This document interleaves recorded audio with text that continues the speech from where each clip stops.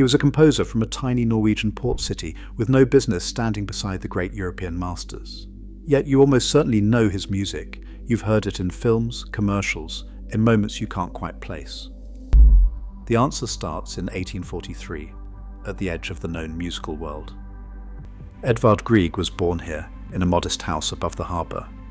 His father, Alexander, dealt in British trade, while his mother, Gesine, filled the rooms with piano music and Norwegian song.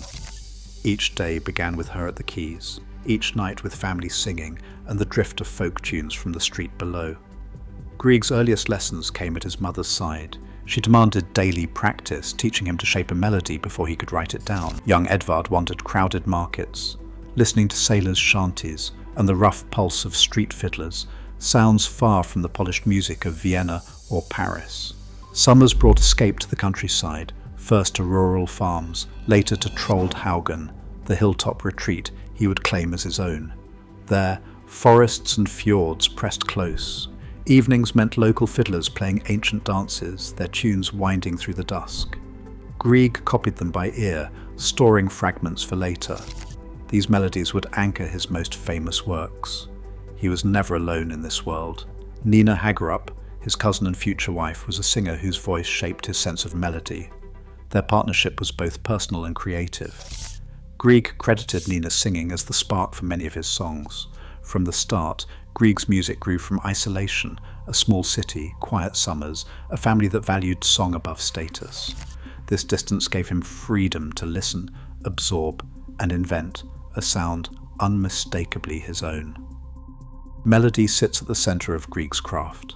His lines rise and fall with the natural arc of a human voice, never showy, never tangled in knots of virtuosity. He shaped each phrase to sing, whether for a soprano in a quiet room or a violin echoing across a valley. The result is music that feels both intimate and vast, as if meant for a single listener and an entire landscape at once. Grieg's melodies rarely wander far. They circle home, often built from just a handful of notes. Pentatonic, folk-like, instantly grasped. This simplicity is not a lack, but a choice. It leaves space for breath, for silence, for the listener's own memory to fill in the gaps.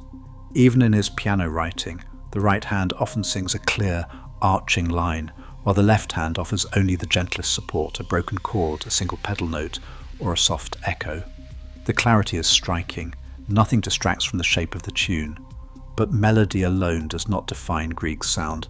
His use of rubato, those slight hesitations and pushes, gives the music a spoken, almost conversational quality. The pulse bends and yields, following the natural rise and fall of speech or the irregular rhythm of a folk dance. Grieg painted with orchestral colour as a landscape painter uses light. High woodwinds shimmer like sunlight on water. The triangle and harp bring flashes of brightness, while open intervals, fifths and octaves suggest the cold, clear air of the fjords. Strings often play in parallel, their sound transparent and airy, as if echoing across empty hills. The texture is never dense. Instead, it evokes distance and clarity, a sense of space that lets each note ring. These choices, melodic directness, rhythmic freedom, and a distinctive palette, form the foundation of Grieg's style. They invite listeners to recognize his voice in an instant, whether in a quiet piano miniature or a sweeping orchestral scene. As his most famous works unfold, these traits remain unmistakable. Melody as memory, atmosphere as place, and simplicity as a kind of genius. A single flute calls out, gentle and clear. This is how Grieg's Peer Gynt Suite begins, not with thunder, but with sunrise. Morning mood unfolds in the woodwinds, each note shaped like a breath of mountain air. The melody drifts upward, tracing the slow bloom of light across a fjord. It's simple, just a handful of notes, echoing the folk songs Grieg learned as a boy. Yet within those notes, something stirs. The orchestra grows, layer by layer, oboe, horn, strings. Each instrument enters with the patience of dawn, building a world from silence. The harmonies stay close to home, never wandering far, but the effect is luminous. Listeners everywhere recognize this music in an instant. It's become the sound of awakening in films, nature documentaries, even city mornings far from Norway. Then the mood turns. In the Hall of the Mountain, King begins with a single, repeated rhythm, a stealthy march in the low strings. Grieg adds one note at a time. The tempo creeps forward, each repetition tighter, more urgent. The theme grows louder, wilder, until the entire orchestra is swept into a frenzy. This is not complexity for its own sake. The magic lies in escalation, in the way tension coils and snaps. The audience feels the chase, the danger, the mythic world closing in. Grieg's dramatic instinct is unmistakable. With the simplest materials, he conjures scenes that linger long after the last note fades. These pieces were born as incidental music for Ibsen's play, but they escaped the stage.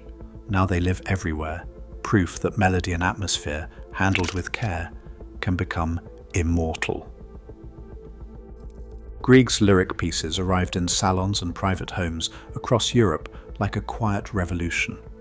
Published in waves from 1867 onward, these piano miniatures travelled far beyond Norway, their melodies lingering in drawing rooms from Oslo to London.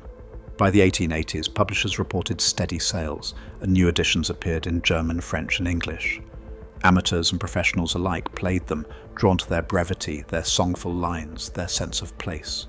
Concert programs from the late 19th century show the lyric pieces cropping up alongside works by Chopin and Mendelssohn, a sign that Grieg's intimate voice was becoming a fixture in the European repertoire. Yet the very qualities that endeared Grieg's music to listeners became targets for critics. In Berlin and Leipzig, reviewers dismissed these miniatures as charming but slight, mere character pieces lacking the grand architecture of German sonatas or symphonies. The influential Neue Zeitschrift für Musik labelled Grieg's style exotic, suggesting that his melodies, for all their freshness, belonged to the musical periphery. British critics, in contrast, found something essential and honest in his writing.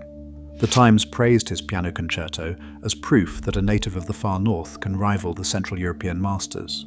But even in England, some writers questioned whether music so direct could be truly profound. This clash between popularity and prestige only grew sharper as Grieg's fame spread. Where the public heard atmosphere and sincerity, some critics saw simplicity bordering on naivete. Grieg himself responded in essays and letters, defending his choice to write clearly, to favour melody over complexity, to let the folk spirit breathe. His music, he insisted, was not a rejection of depth, but a different kind of depth, one rooted in landscape memory and the shared language of song. The debate left a mark, shaping the way Grieg's legacy would be measured for generations. The gentle flute of Morning Mood rises over a city skyline in a car commercial, promising a new day with every note.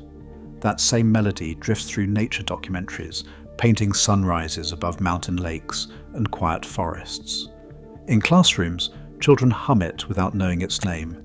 His tunes have become emotional shorthand, instantly familiar, even to those who have never set foot in Norway. In the Hall of the Mountain, King stalks through thriller trailers, its creeping rhythm building suspense for stories far removed from Ibsen's Trolls. Advertisers borrow its pulse to sell everything from chocolate to running shoes, counting on its rising tension to grab attention. Video games echo Grieg's motifs in moments of discovery and danger, layering synthetic sounds over his old folk-inspired patterns. No licensing hurdles stand in the way. The music entered the public domain decades ago. Producers and composers reach for Grieg's scores because they work. With just a few notes, he conjures atmosphere, mood, and memory. His melodies have become part of the world's emotional toolkit, ready to be summoned whenever a story needs clarity, wonder, or a touch of the wild. A composer sits at a keyboard, hands hovering over the keys. With a gentle touch, they play a five-note motif, pentatonic, spare, unmistakably Grieg. The melody lingers, simple as a folk song, yet charged with possibility. On a nearby synth pad, the same notes ripple outward, layered and looped. Each repetition brings a new colour, a subtle harmony, a shimmer of electronic texture, a pulse that grows beneath the surface. There is no need for dense counterpoint or sprawling development.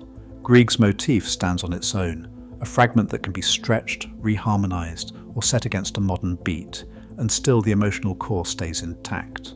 The composer explains, "This is a toolkit that hasn't changed. Grieg's method is to start with a cell, build by addition, and escalate tension one note at a time, and it remains the backbone of scoring for blockbuster films and video games. The motif becomes shorthand for wonder, for awakening, for danger on the horizon. Minimal materials, maximum effect. Even now, a century and a half later, his approach survives in the hands of those who shape the soundtracks of our lives. The tools are new, but the language is the same. Grieg's genius is not in what he added, but in what he left out. Space for the world to fill in its own meaning. In a world obsessed with complexity, Grieg's genius is melody. Simple, unforgettable, profoundly human. His music still breaks through noise and time, heard in over 1,000 films and millions of playlists each year. That resonance is his legacy, proof that emotional truth always finds its audience. What does his music awaken in you?